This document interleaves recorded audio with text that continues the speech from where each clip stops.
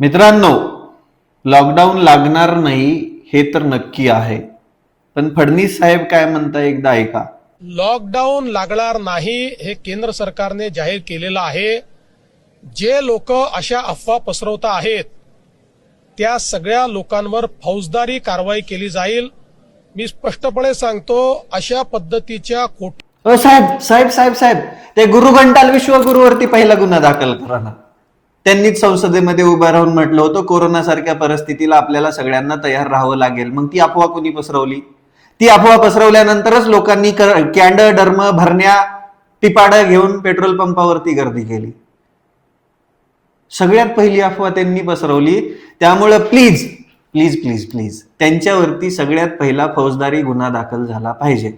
नाही हो, मी तुमचा द्वेषी नाहीये. तुम्ही जे कायद्याचे ज्ञान बोलताय की नाही, कायदा आम्हाला बी कळतो. तुमचा कायदा फक्त गरिबांसाठी आहे, पण भारतीय संविधान सगळ्यांसाठी समान आहे हे तुम्ही विसरलेला आहात.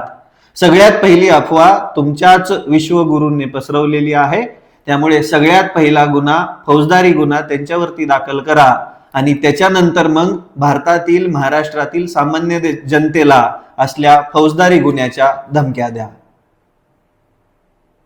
फडणवीस साहेब साहेब म्हणलं की राव, आता तरी करा की गुन्हा दाखल. नाही, तुम्हाला साहेब नाही म्हणल्यावर तुमच्या अंडोले अंड भक्तांना लय राग येतो. त्यांना काही दीक्षा दिली का तुम्ही, का नाव लावायचा सल्ला दिलाय? नाही, तुम्ही सल्ले लय देत असतात ना, म्हणून विचारलं.